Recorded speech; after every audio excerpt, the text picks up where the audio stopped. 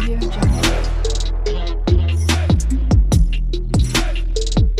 नमस्कार. नमस्कार. तुमचं खूप खूप स्वागत आहे. एक स्पेशल हा पॉडकास्ट करायचा विचार आहे डोक्यात आणि स्पेशल करूया म्हटलं ज्ञानेश्वरीवरती. त्याच्या अगोदर एक तुम्हाला जस्ट एक सिक्वेन्स सांगतो की कसं आम्ही घेऊया ते. फर्स्ट एक तुमचा प्रवास कीर्तनाकडे कसा झाला किंवा तुम्ही कसे आले कीर्तनाकडे किंवा ज्ञानेश्वरीकडे तुमचा कसा तुम्ही म्हटलं कुठून सुरुवात झाली. सेकंड तुमचे विचार ज्ञानेश्वरीबद्दल काय आहे आणि थर्ड थिंग पायीवारी तुम्ही कशी सुरुवात केली आणि फोर्थ मेन म्हणजे आमची ज्ञानेश्वरी जीवनाबद्दल काय सांगतात याच्यावरती ओव्हरऑल आम्ही डिस्कस करूया. बरं. सो सुरुवात करायची म्हणजे तुमचा प्रवास आम्हाला जाणून घ्यायचा की तुम्ही कसे इकडे पोहोचला. म्हणजे सुरुवातीपासून तुम्हाला आवड होती. नाही कसं आहे माझं जे आमचं कुटुंब जे आहे, माझे वडील पौरोहित्य करणारे. इथे वनदेवता म्हणून मंदिर आहे.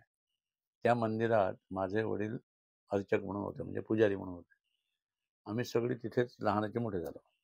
त्या मंदिरात नेहमी काय व्हायचं की उत्सव असायचे, सण असायचे, देवीचे उत्सव असायचे, नवरात्र असायचं आणि असे अनेक. त्यातून काय व्हायचं की प्रत्येक वेळी त्या नवरात्रासाठी कीर्तनकार, ह्या वाढदिवसासाठी कीर्तनकार, प्रत्येक उत्सवाला, मग श्रावणातला असेल, नवरात्रातला असेल किंवा अन्य काही वाढदिवस असेल, जत्रा असेल, कीर्तनं व्हायची. अर्थात ती एक नित्य कीर्तनी होते, ते कीर्तन करायचे. त्यामुळं तो संस्कार नकळत माझ्यावर होत गेला लहानपणापासून. दुसरं असं की मला स्वतःला हे आहे गाणं, मला स्वतःला गाणं येत नाही, पण मी गाऊ शकतो. गाऊ शकतो म्हणजे माझ्याकडे हे नाही म्हणजे संगीत बाबा अमुक पद्धतीने अमुक राग तमुक ताल असं नाही, पण नॅचरली मी गाऊ शकतो, व्यवस्थित हे करू शकतो. हा एक भाग होता. आणि सांगायची गंमत म्हणजे मी खूप उपद्व्याप केले. उपद्व्याप म्हणजे सांगितलं तर खोटं वाटणार, मी सुरुवातीला जादूगार होतो. जादूगार? अरे बाबा. मी सुरुवातीला जादूचे प्रयोग करायचो. जादूचे प्रयोग करत मी महाराष्ट्र, गुजरात, कर्नाटक आणि गोवा या 4 राज्यात 300 प्रयोग केले. 300? हो, म्हणजे केलाल, PC सरकार, रघुवीर आणि कोण आनंद आणि ती कोण सुहानी, असे जे जादूगार आहेत त्यात मी एक होतो. हे तेव्हा.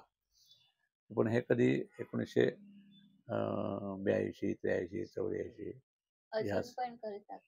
अजून करतो. आता कसं आहे, आता जादू आमचा संसाराचा सगळा जादू झाला.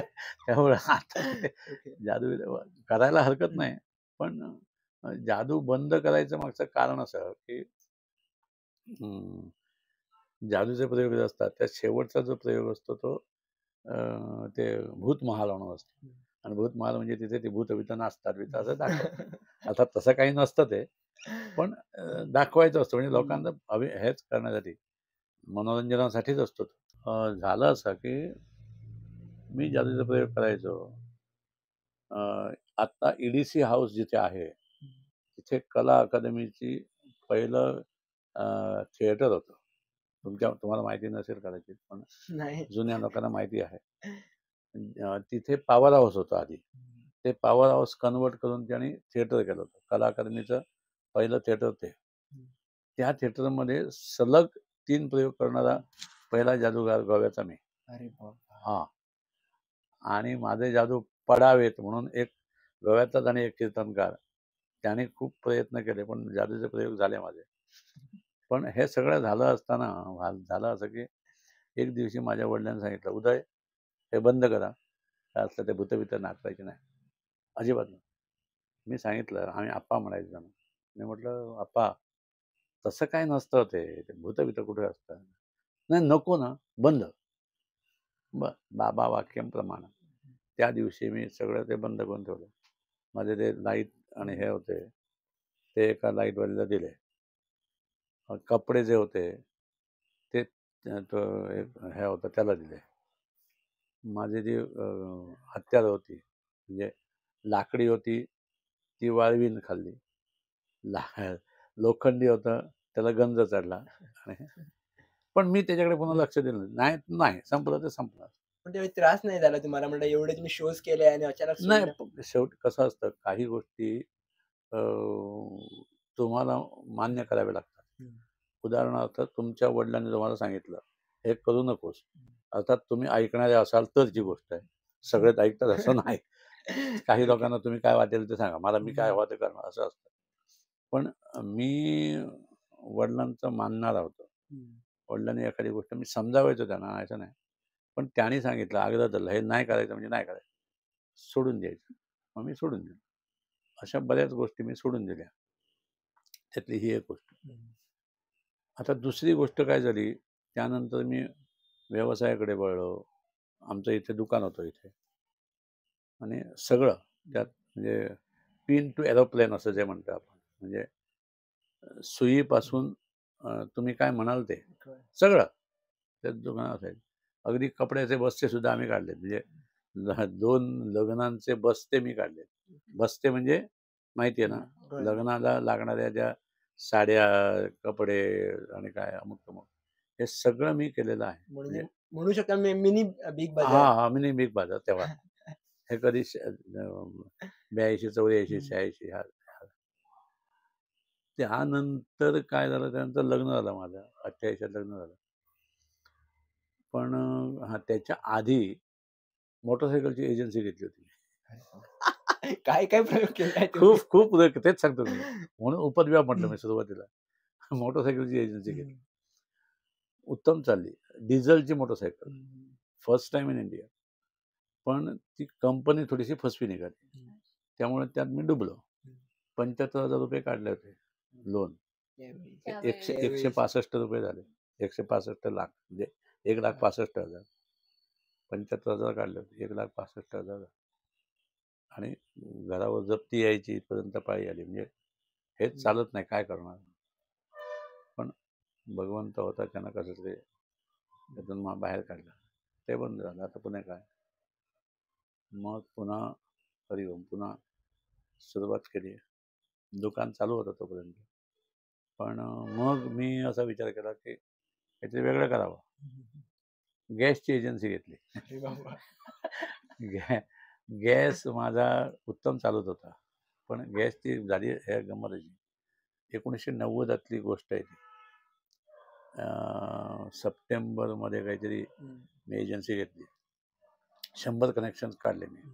ऑक्टोबर, नोव्हेंबर, डिसेंबर 3 महिन्यात. तेव्हा बुकिंग असं असायचं, एकदा गॅस तुम्ही घेतलात की, म्हणजे बुकिंग केलं की 21 दिवसपर्यंत तुम्हाला गॅस मिळत नव्हता. बुकिंग करावं लागायचं आधी. आणि तो वरून त्याची दादागिरी, आज मिळतो ना, पाल्या मिळतो परवा, असं काय ते. ह्या सगळ्या गोष्टी होत्या.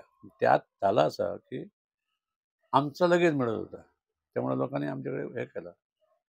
पण जानेवारी महिन्यात 91 सालात, जानेवारी महिन्यात झालं काय, मुंबई, चेन्नई आणि हैदराबाद, मला वाटतं काय असं कुठचं तरी 3 शहरात त्याने पाईपलाईन फिरवली गॅसची. त्यामुळं लाखो सिलेंडर ज्यादा मिळाले त्यांना ना, कंपन्यांना. त्यामुळे त्याने सगळा गॅस रिलीज केला. म्हणजे आता तुम्ही मागितलं तर आता तुमच्या दारात येऊन तो हे देतो. एवढी वर्ष आम्ही त्याच्या दारात जायचो.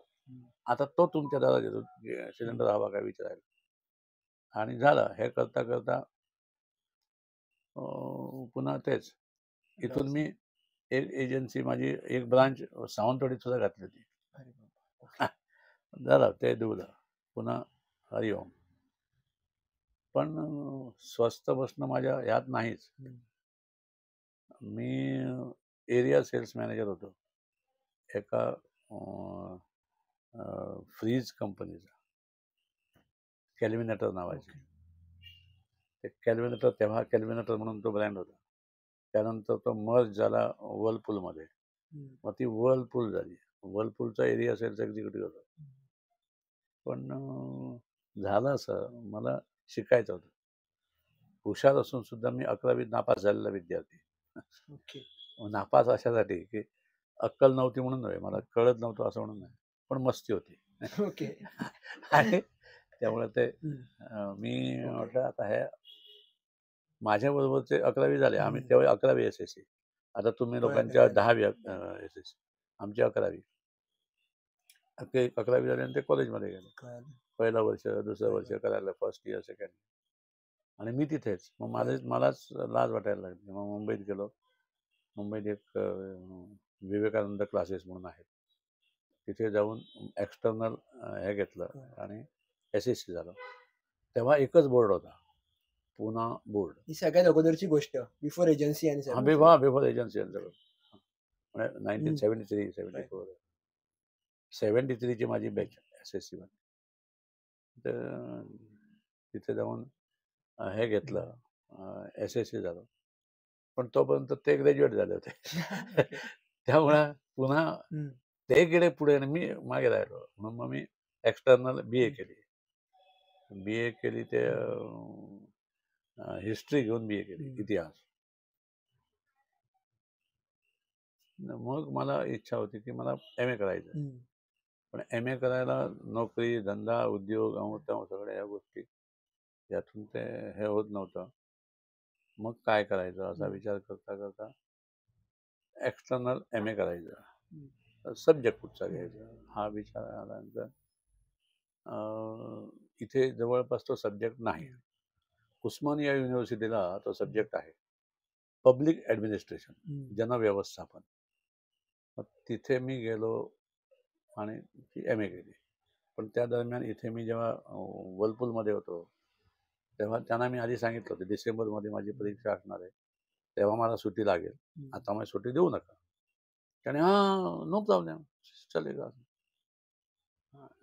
आणि तिकडे जायचं मला ते बघा. तर त्याने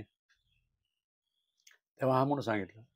आणि डिसेंबरमध्ये हे नाही, तेव्हा no no no no no season now you can't. म्हटलं मी तुम्हाला सांगितलंय आधी. नाही नाही मला तर व्हायचं नाही. मग म्हटलं जग मला दिली तुझी नोकरी नको मला, नाही मला सोडली. मी तिथे गेलो, परीक्षा दिली, झालं, MA झाली माझी, पण नोकरी गेली होती. पुन्हा हरिओम. इकडे येऊन तुम्ही सगळे प्रयोग सुरुवात केले तुमचे. मग बाकीच्या गोष्टी सुरू होत्या. मग हे करता करता झालं असं की इथे एक आमच्या देवळात मी जिथे राहत होतो पहिला, तिथे श्रावणातला मंगळवार, 1980 सालातली गोष्ट आहे, श्रावण महिन्यातला 3रा मंगळवार, एकदा इच्छा झाली करूया कीर्तनाचं. आणि तेव्हा कीर्तन शिकवणारा कोण नव्हता. करूया कीर्तन. मला गाता येत होतं. गाता म्हणजे असंच, म्हणजे मी बेताल नाही, बेसूर नाही, पण अमुकच मला ते ह्याच रागात त्या रागात मला अक्कल नाही त्यातली. पण मला हे आलं, करूया कीर्तन. धोतर नेसायची सवय होती, सदरे होते, त्यामुळं धोतर सदरा नेसलं. पण म्हटलं पगडी मला मिळायची नाही, कुठे ठेवायची पगडी, कुठं आणायची. मग तिथे पुराणे घ्यायचे केळकर, तेव्हा मी तिला फेटा बांधतो. आणि त्याने मला फेटा बांधला, धोतराचा फेटा केला आणि तो बांध. पहिल्या वर्षी, पहिल्या ते श्रावणातला 3रा मंगळवार, पहिलं कीर्तन माझं आयुष्यातलं कीर्तन झालं. आणि कसं असतं, नवीन एखादी गोष्ट केली की मोठी माणसं असतात, ह्या बऱ्या केल्या तुम्ही, छान केलं सा, थोपटतात. खरं म्हणजे त्यांना छान असतं की नाही माहिती नाही, पण लोकांची एक हे असते की नाही बरं केलं. आपण मग हे होतो, आनंदित होतो, जरा आपण हवेत तरंगायला लागतो. माझी तीच अवस्था. कीर्तन झालं, लोकांनी बरं म्हटलं, मला हे झालं, म्हटलं चला वेळ. पण हे इथे एक आमचे माझे बुवा, माझे कीर्तनातले हे शिक्षक, लक्ष्मण बुवा बर्वे म्हणून, तर त्याने हे कीर्तन माझं ऐकलं होतं. तेव्हा अरे तू कीर्तन करू शकतो. झाली रात गई बात गई, तो दिवस गेला. पण मग काय झालं, दुसऱ्या वर्षी पोंबुर्फा म्हणून एक गाव जे आहे, त्या पोंबुर्फ्याला, पोंबुर्फा म्हणजे पोंबुर्फा नव्हे, ते एकोशिती. त्याच्या पुढचं गाव एकोशी, त्याच्या पुढे बिठ्ठण असं ते आहे. ते एकोशीत 3 कीर्तनं होती कार्तिकी एकादशीच्या त्या संदर्भात. तर त्याने मला विचारलं बुवाने, उदय तू कीर्तन करतोस, 3 कीर्तन आहेत, करशील? आणि मी म्हटलं मला काय माहितीच नाही तर काय करू. मी मात्र देतो. आणि त्याने रेडिओवर करायच्या स्क्रिप्ट मला दिल्या. रेडिओची कीर्तन 18 मिनिटाची असायची तेव्हा. हां. आणि मला कीर्तन तास करायचं आहे. त्याने अशी एवढी स्क्रिप्ट दिल्या माझ्याकडून. म्हटलं बघूया. आणि मग त्याचा एलाबोरेट मी केलं थोडंसं. म्हणजे ती अक्कल थोडीशी होती. म्हणजे एखादी म्हणजे वर्गात भाषणं करायची, गाणी म्हणायची, असल्यात आम्ही पुढे चला. त्यामुळं ती अक्कल होती. तशी ऑर्केस्ट्रा काढला होता आम्ही एक. त्या ऑर्केस्ट्रात निवेदन मी करायचो. हां. त्यामुळं असलं नको झाल्या उचापती खूप करायचा मी. करूया म्हटलं कीर्तन. ती कीर्तन झाली, 3 कीर्तनं झाली. 3 कीर्तनाचे 101 प्रमाण ₹303 मला मिळाले. मी खुश. पहिला हे मिळालं, पैसे मिळाले. आणि तसं असतंच ते, म्हणजे आपणाला पैसा पहिल्यांदा मिळाला किंवा नवीन काहीतरी मिळालं की आपल्याला आनंद होतो. मी आणला, वडिलांकडे दिला. आपा म्हटलं हे पैसे आहे, नमस्कार. सगळे उचलले. काय करू? तुझ्या गुरुला नेऊन दे. त्यानं तुला शिकवलंय ना, त्याला दे. बरं. मी ते पाकीट काढलं एन्व्हलप. गुरुजींच्या तिथे बसलो होते देवळात. हे दत्ताचं मंदिर आहे.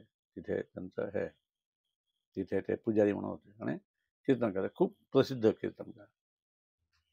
पहिला राज्य पुरस्कार त्यांना मिळाला होता कीर्तनातला, गोव्याचा. झाला. मी त्यांना नेऊन ते पैसे त्यांना दिले, नमस्कार केला.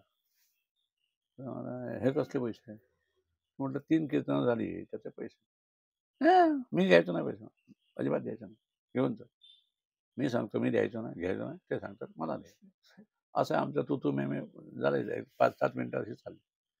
ते म्हणाले नाही घ्यायचं तर नाही घ्यायचं. मग त्यांना काय देत दे म्हणा, दे. घेतले ते पैसे घेतले. एन्व्हलपात घातले होते. 1-1 रुपयाचे 3 नोटा होत्या. 100 रुपयाच्या 3 नोटा. ते 3 रुपये काढले, 1-1 रुपये. आणि त्यात 10 रुपयाची नोट घातली. आणि ते माझ्याकडे दिली, हे घेत ना. आणि हे मला माझ्याकडून तुला बक्षीस कीर्तन करायचं म्हणून जा.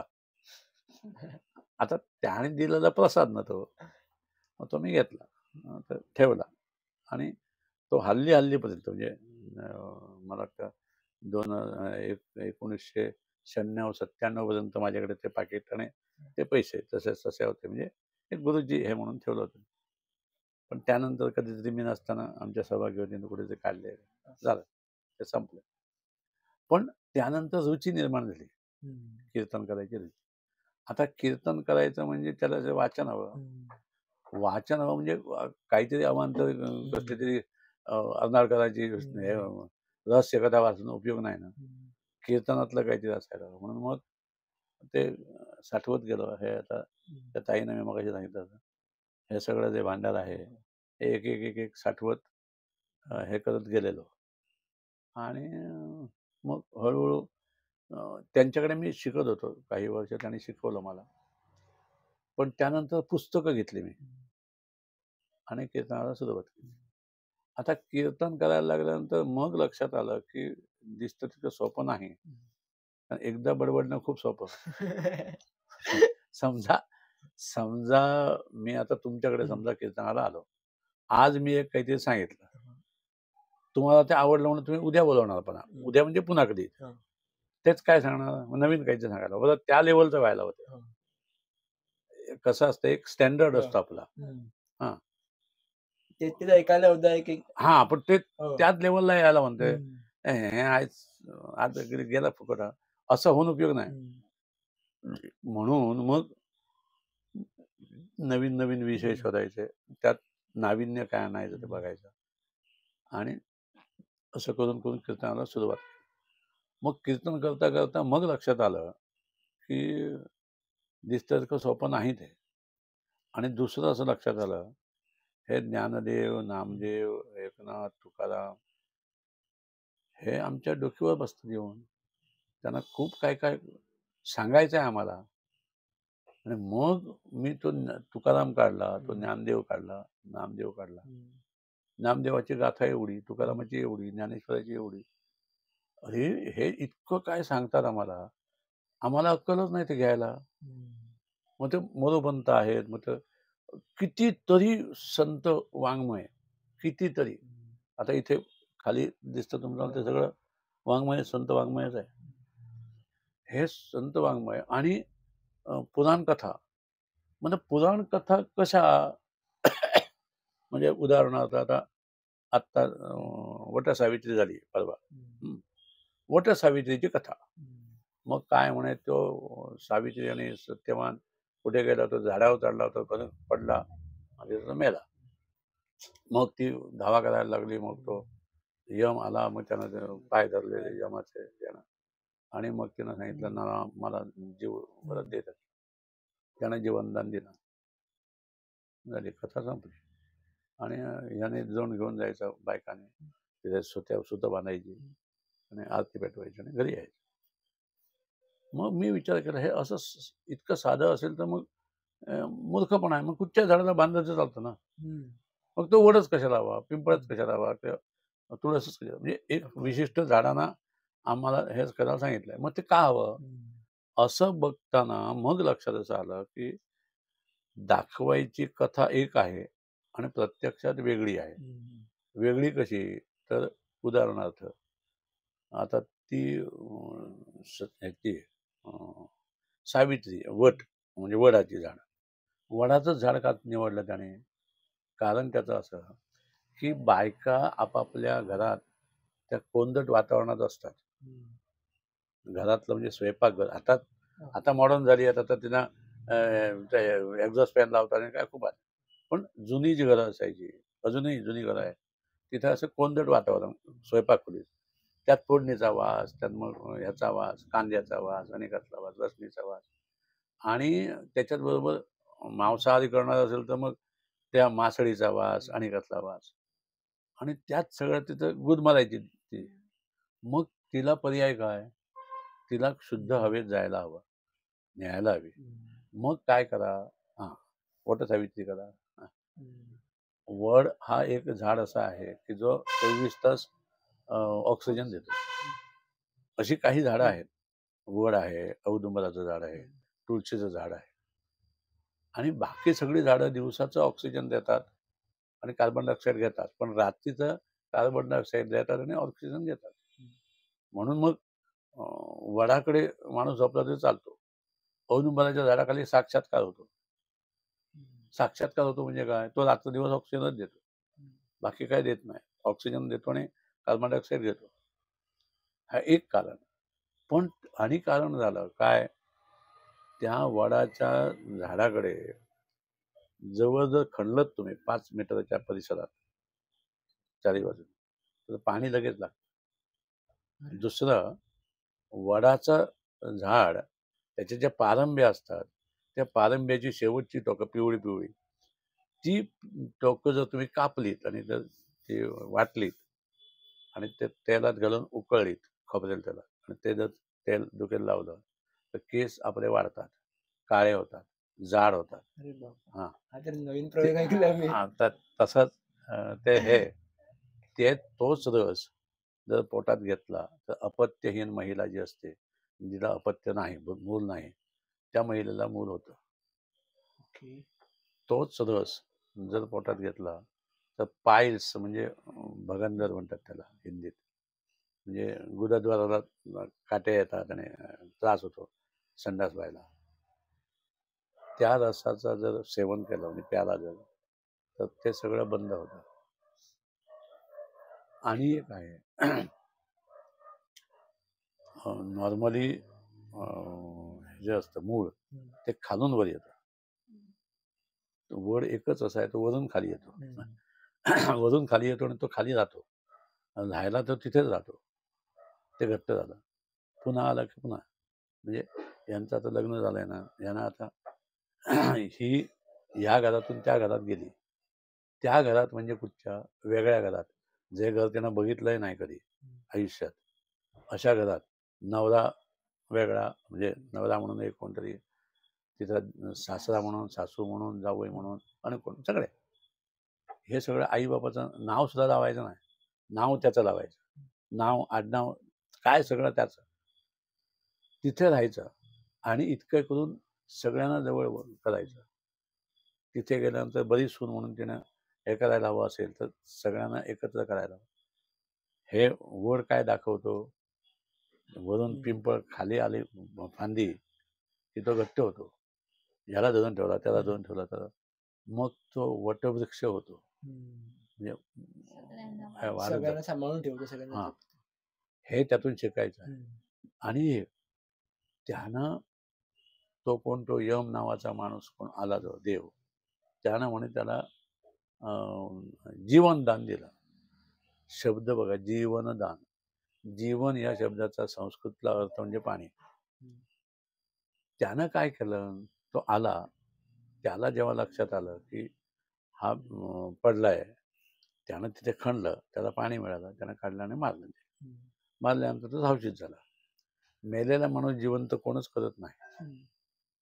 अगदी कॅरमेनचं इंजेक्शन जरी मारलं तरी तो माणूस जिवंत होत नाही. पण हा उठून बसला, त्याचं कारण असं की तो मेलेला नव्हताच, त्याचा तो बेशुद्ध पडला होता.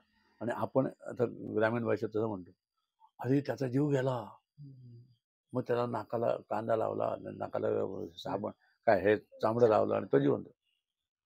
म्हणजे काय झालं, त्याला आपण सावशीत केला, त्याला आपण जागृत अवस्थेत आणला. आता ही कथा तशीच सांगितली तर कोणाला ऐकायची आहे ना, म्हणजे ते थोडीशी फिरवून सांगितली.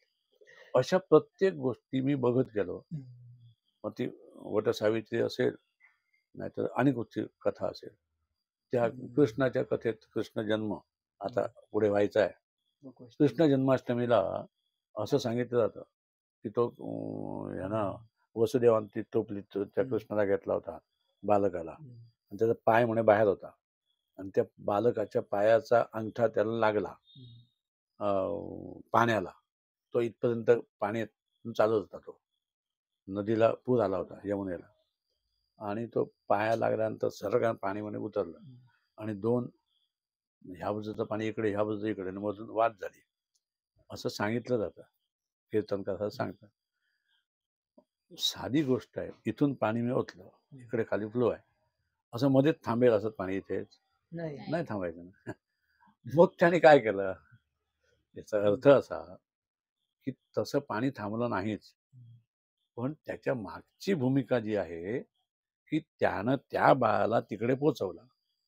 कसा पोचवला, मग अशी शक्यता होऊ शकते का नाही की त्या तिथल्या लोकांनी त्या हा जो होता कंस मामा, त्याचे अत्याचार मुलावर तो करीत होता, म्हणून त्या लोकांनी ठरवलं की आता ह्याला वाचवायचं, आणि आधी चिडीबिडी लावून ठेवली त्या याला कैदेला. हा, तो कैद खाण्यातून त्याला बाहेर बाहेर आला, बाहेर चल जाऊया. त्यानं नेऊन त्याला तिथे सोडला. होडी तयार असणार, होडीवाला होडी सरळ गेले तर वाहते खाली, पण असा वर गेला तो आधी, आणि मग वाहत पुढे आला, आणि तो तिथे पोचला. तो त्यानं तिथे ठेवला, त्याला घेऊन आला. अशा प्रत्येक गोष्टीत मी असं बघत गेलो, आणि मग वेगळ्या पद्धतीचा एक हे सायन्स काय आहे त्याच्या मागचं, हा त्याचे मागचं विज्ञान, प्रत्येकाच्या मागचं विज्ञान काय हे बघत गेलो, किंवा खरं काय असेल हे बघत गेलो. आणि त्यानुसार म्हणजे एका मला प्रश्न विचारला होता की सुदर्शन चक्र ह्या बोटात त्याने काय धरलं कृष्णा. आता काय कर्म सांगणार मी. पण इथे ह्या गोष्टी कशा असतात, मग जिथे शास्त्र नसतं तिथे काही गोष्टी तुम्हाला तर्कान हे करायच्या असतात. मी त्याला म्हटलं एक काम कर, अंगठा अंगठ्यात ते राहायचं नाही, बरोबर. पहिलं बोट हे उभं राहू शकतं, दुसरं उभं करून दाखव, राहत नाही, तिसऱ्याला जोरत नाही, चौथं वापरतच नाही. त्यामुळं हा एकच बोट असा आहे की ते वापरत. हा बरोबर. अशा प्रत्येक गोष्टीत तुम्ही ना बघावं लागतं तुम्हाला की नेमका हे काय आहे. म्हणजे एक फॉर्म्युला आहे. आम्ही जेव्हा मी तसं नाट्यशास्त्र अभ्यास केलेला मुलगा, नाट्यशास्त्र मी मुंबईत असताना नाट्यशास्त्र शिकलो होतो. वामन केंद्रे नावाचे एक शिक्षक, म्हणजे खूप खूप मोठा माणूस आहे तो, बाप माणूस, त्यांच्याकडून मी नाट्यशास्त्र शिकलो होतो. तर सांगत होतो काय, जेव्हा एखादी गोष्ट हे केली जाते तेव्हा त्याच्या मागचे कारण म्हणजे एक फॉर्म्युला त्यांनी सांगितला होता, 4W1H हा फॉर्म्युला वापरा. W1H 4W1H. 4W म्हणजे काय, व्हाय, वेअर, व्हॅन, विच, आणि 1H म्हणजे काय, हाव. कुठच्याही गोष्टीला हा फॉर्म्युला लावा. म्हणजे ह्या आता माईक आहे, तर व्हाय, वेअर, व्हॅन, विच, हाव लावा, त्याचं उत्तर तुम्हाला मिळतं. असं प्रत्येक गोष्टीला, पुस्तक व्हाय, वेअर, व्हॅन, विच, हाव, उत्तर तुम्हाला मिळतं. तसं मी प्रत्येक गोष्टीला हा 4W1H लावत गेलो आणि त्यातून मग हे होत गेलं. त्यात आता गंमत कशी झाली, तुमचा मगाचा प्रश्न मी आता माझं बायोडेटात सांगितलं सगळं. कीर्तनाकडे मी वळलो, त्यात मग नवीन नवीन एका जागी गेलो होतो मी मुंबईच्या अलीकडे. तर तिथे मला त्याने सांगितलं, बुवा कीर्तनाला लोकच येत नाहीत, काहीतरी करा. आणि हे करायचं काय माहितीये, कीर्तन आता 7 वाजता 8 वाजता असेल तर लोक येणार ना. यांचं तर छबिला म्हणजे ती पालखी ती फिरवायची आणि काय करायचं, आणि सगळं झाल्यानंतर रात्रीच्या 12 वाजता कीर्तनाला सुरू व्हायचं. लोक कसं येणार सांगा मला. 12 वाजता कोणच येणार नाही यायचा. म्हणजे एखादाच कोणतरी आता म्हणजे चुकत नाही म्हणून तुमच्यासारखा कोणी आता असं जाऊया असं म्हणून येतो, नाहीतर येत नाही ना लोक. मग अशा वेळी मी म्हटलं त्यांना, एक काम करा, उद्या म्हटलं जाहीर करा, बोर्ड लावाय की बुवा ह्या कीर्तनात जादूचे प्रयोग दाखवणार आहेत. दुसऱ्या दिवशी भरपूर लोक दाखवला जादूचा प्रयोग त्यात. हा, कथा मुद्दाम एक फिरवून तयार केली आणि त्या कथेतलाच भाग म्हणून, म्हणजे कॉम्बो पॅक दिला त्यांना. Combo pack. आणि त्यात एक प्रसंग असा आहे, महाभारतातली घटना आहे. तो कृष्ण आणि अर्जुन फिरायला जातात आणि तिथे एक असा लकडू, पोट एवढा मोठा आणि बारीक झालेला माणूस, तो तिथे येतो आणि नमस्कार देवा नमस्कार. तर विचारतो, कोण रे बाबा तू, ओळखत नाही मी तुला. काय ओळखत नाही, तुमच्याच मंत्रिमंडळातला माणूस मी ना, ओळखत नाही. नाही मला ओळखत. कोण, मी मला अग्निदेव. आणि ही तुझी अवस्था, काय सांगा मला. योमकेतू नावाचा राजा आहे, तो मला एक यज्ञ संपला की दुसरा संपला की तिसरा करीत आहे. 99 यज्ञ झाले मला, आणि ते महायज्ञ, त्यामुळे घातलेलं सगळं खावं लागतं. खाऊन मला पोट एवढा मोठं झालं. आणि हे नाही, अरे रिलॅक्स व्हायला थोडा तरी दिवस हे मिळायला ना, काय करायला सुचत नाही मला. अपचन झालंय मला पोटात, मला हे झालंय नाही. आता काय नाही, मग तू सगळ्या जगाचा डॉक्टर ना, म्हणून तुझ्याकडे आलोय. तर मला काय करू सांग, उपाय सांग. हे वन दिसतंय, खाऊन टाक. अरे मी नको झालंय मला खाल्लेलं, म्हणून तुझ्याकडे आलोय, तू खाऊन टाक म्हणतो. त्याच्यावर अर्जुन होता तिथे. अर्जुन मला, देवा मला काय आहे, या वनात काही दिव्य औषधी आहेत, त्याचं भस्म तुझ्या पोटात गेलं की तुझा आजार बरा होणार. पण भस्म व्हायला ते जळायला नको का, त्यामुळे ते जळव, खा. अर्जुना मार बाण, कृष्णाला सांगितलं. अर्जुनाने बाण काढला, मारला, अग्नी अस्त्र सोडलं, अग्नी पेटायला लागला. हे मी सांगितलं. आणि तिथे ह्याची ते बर्ड्स असतात, ते कानात घालायचे, तसं बर्ड काढलं आणि त्या एक असं हे ठेवलं होतं, तिथे टाकलं त्यात, तर पेटायला लागला. हा, ते पेटायला लागलं. लोकांना अरे पेटतंय. ते कसं पेटत होतं हा मला माहिती होतं, का पेटत ते. तो पेटायला लागला. दुसऱ्या दिवशी लोकांची गर्दी. आता म्हटलं हे दाखवायचं नाही, जादू नाही, एकच दिवस जादू. आता फक्त कीर्तनच. कीर्तनात. पण सांगायचं तात्पर्य म्हणजे असे वेगळे वेगळे प्रयोग मी करत गेलो. म्हणजे केवळ बाबा वाक्यांप्रमाणे नाही. तुम्हाला शाळेत धडा शिकवलाय तो पाठ करायचा, घोकमपट्टी करायची आणि ओकायचं तिथे, असं नाही.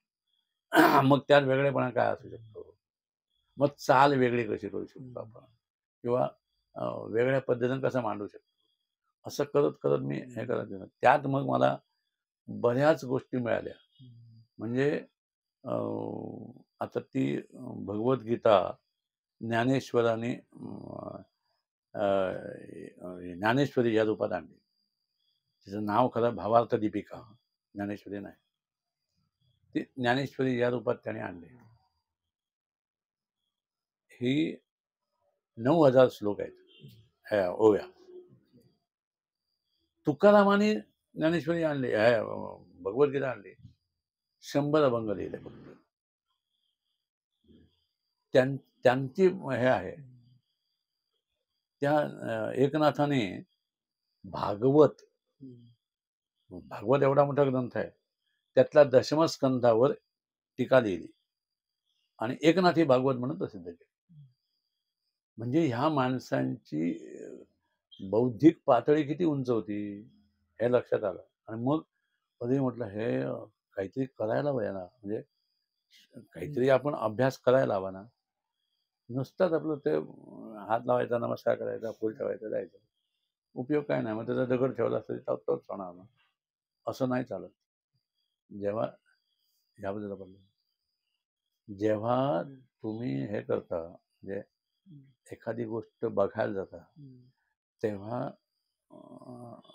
एक हे असतो, आपण त्याला बघायचा दृष्टिकोन म्हणतो. म्हणजे आता या ताईंकडे मी बघतो, मी बघताना कसा बघतो, माझी बहीण म्हणून बघतो, माझी आई म्हणून बघतो, माझी मैत्रीण म्हणून बघतो, एक भोग वस्तू म्हणून बघतो, का एक कोणतरी आमदार खासदार तसे कोण म्हणून, मी कुठच्या दृष्टीने बघतो, त्या दृष्टी त्याप्रमाणे त्या समोरच्या ह्याचा हे होतं.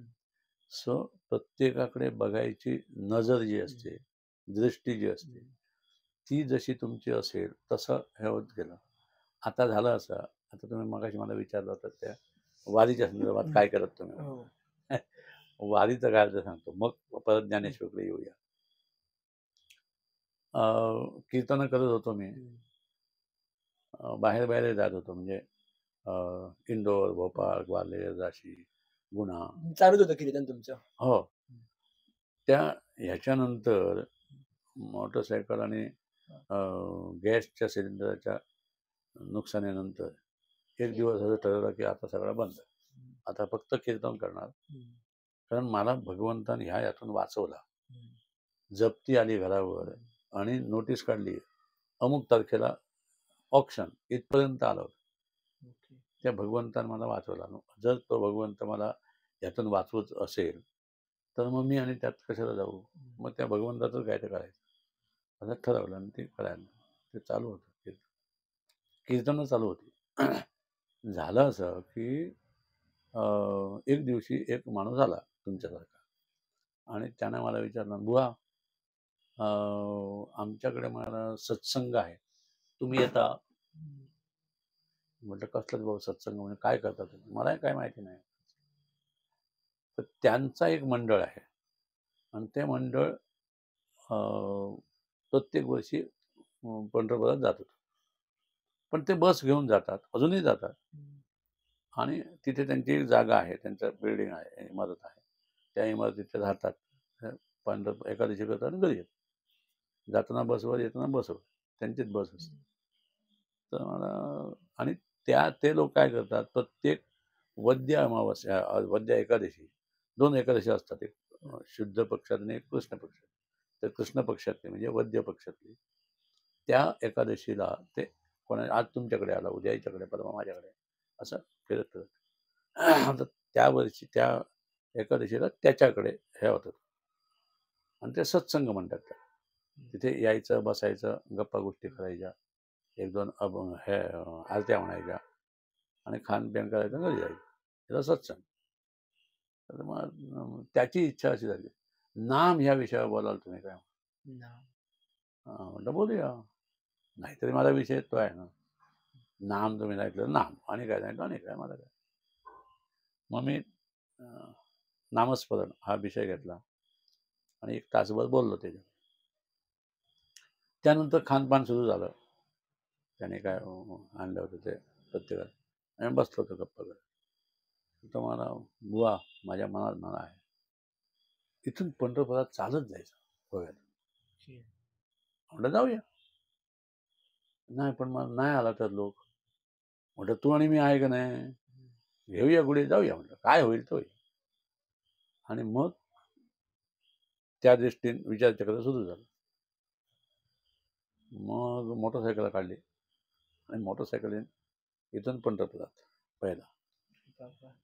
असंच 3 वर्ष गेलो, 6 वेळा गेलो मोटरसायकलने. हो.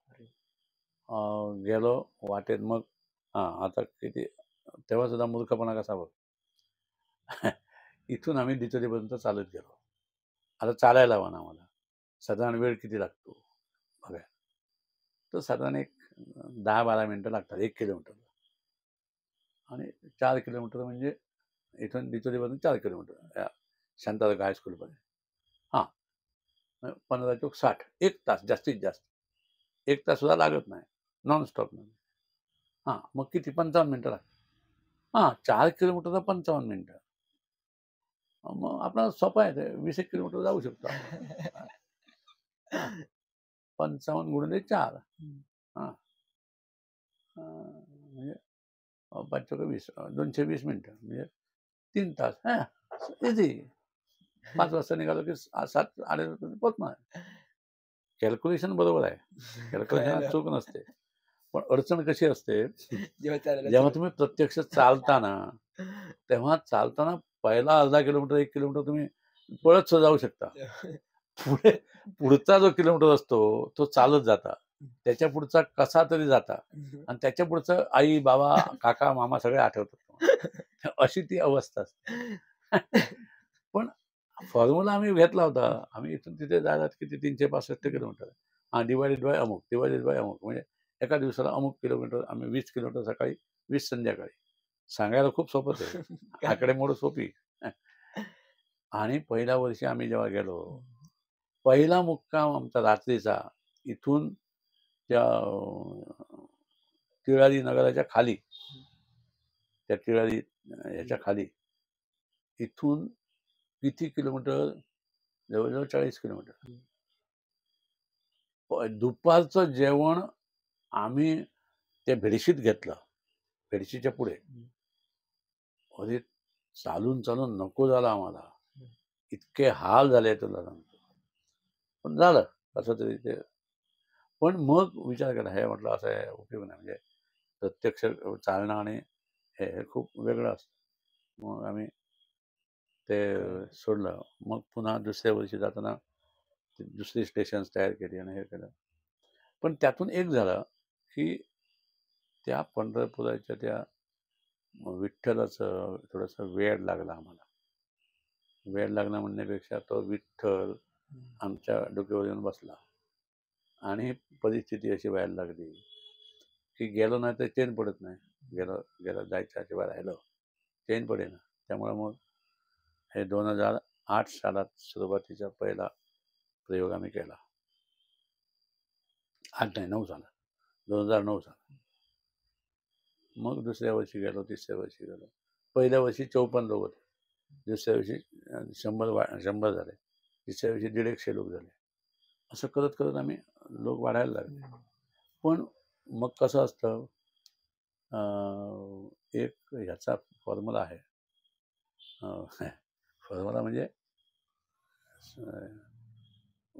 जिथे तुमचं महत्व समजा वाढायला लागलं की यांना वाटायला लागतं ह्यालाच भरकत महत्व का वाटतं. ओके, कळालं. आणि तसं झालं की मग तुमचे पाय खेचायचे किंवा काहीतरी आरोप करायचे किंवा तुम्हाला काहीतरी वेगळं सांगायचं. आणि असं करून तुमचं खच्चीकरण करायचं. Human behaviour. हा ह्युमन बिहेवियर. तुमच्या बरोबर पण असं खूप झालं? खूप झालं नव्हे, जे झालं ते असंच झालं. माझ्यावर आरोप केला, बुवान 3 लाख रुपये खाल्ले म्हणून. प्रत्यक्षात मी आत्ता सुद्धा तुम्हाला दाखवू शकतो. 83,000 काय वरचे पैसे होते. 83,000 ते 3 लाख कसे झाले ते मला अजूनही समजलं नाही. आणि ते खाल्ले जर असेल तर बँकेत कसे राहिले ते मला माहिती नाही. पण मी हे करायला देत नाही, म्हणजे त्यांना हवं त्याचं पैसे वापरायला देत नाही. म्हणून माझ्यावर असं भलतंसं आरोप करून मला म्हणून म्हटलं जय श्रीराम, नको तुम्ही चला काय. मग त्यांची वारी सुरू झाली. त्या वर्षी मी ठरवलं आता पुढच्या वर्षी जायचं नाही, नको बस झालं. जर मला हेच होत नसेल मी कशासाठी जाऊ ते. पण त्या मागे पांडुरंग बसलाय आमच्या, त्या पांडुरंगाची इच्छा असावी की मला तिथे घेऊन जायचं.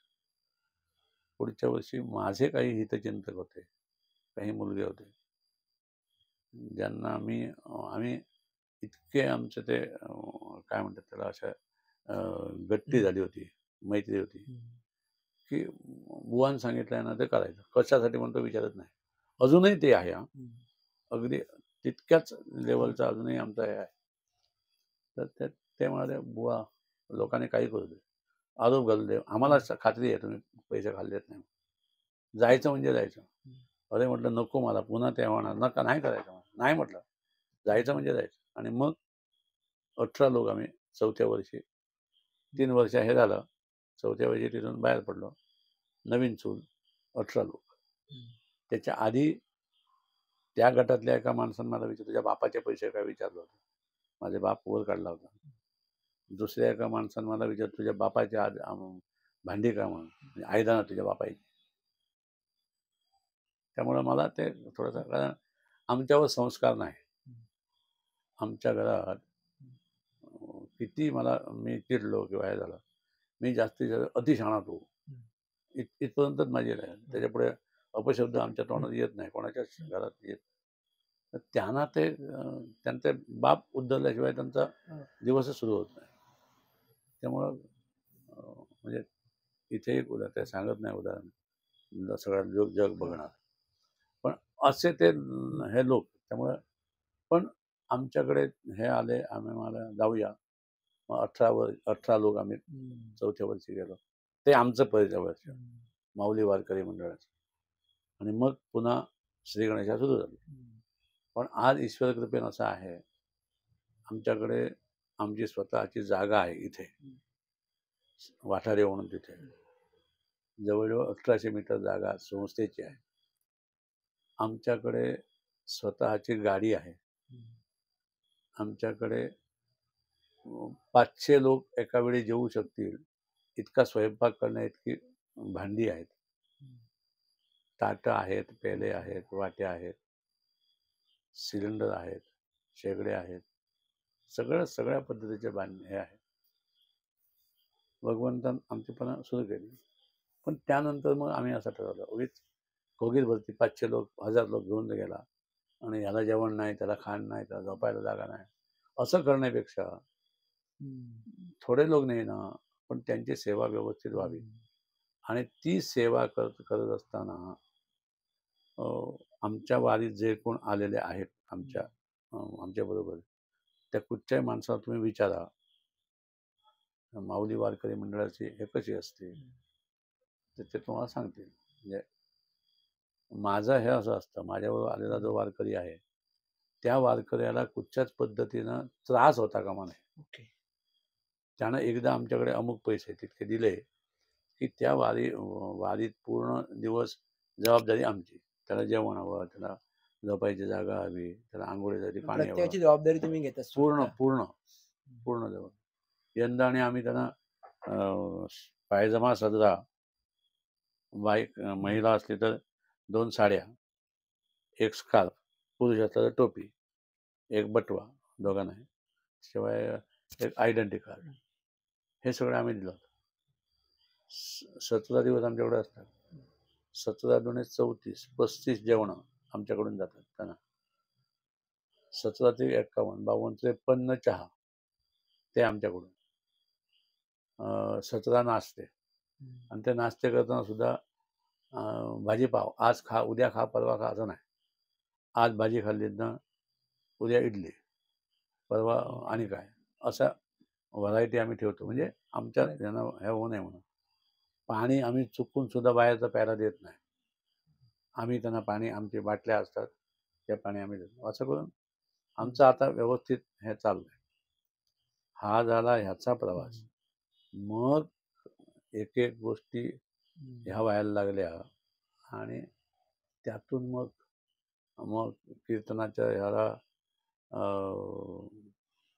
कीर्तनाचे मी बाहेर जेव्हा प्रयोग करायला लागलो कार्यक्रम, तेव्हा मग झालं असं की मुंबईला गेलो होतो. त्या मुंबईत त्याने मला सांगितलं, बुवा एक वर्ग घ्या. वर्ग घ्या म्हणजे तिथे शिकवा कीर्तन. हे आत्ता ते इथे दिसतं तुम्हाला, हे तिथे शिकवण्यासाठी तयार केलं.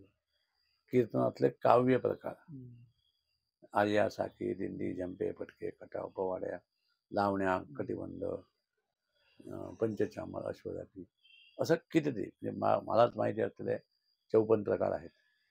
त्याशिवाय बाकीचं मग ते शिकवत गेलो. मग असं करत करत मग काही विद्यार्थी आले. मग तेव्हा आम्हाला कीर्तन शिकवा म्हटलं या, आणि कीर्तन शिकवत गेलो. आत्ता सुद्धा काही वेळापूर्वी एक मुलगी आली होती इथे कीर्तन शिकायला.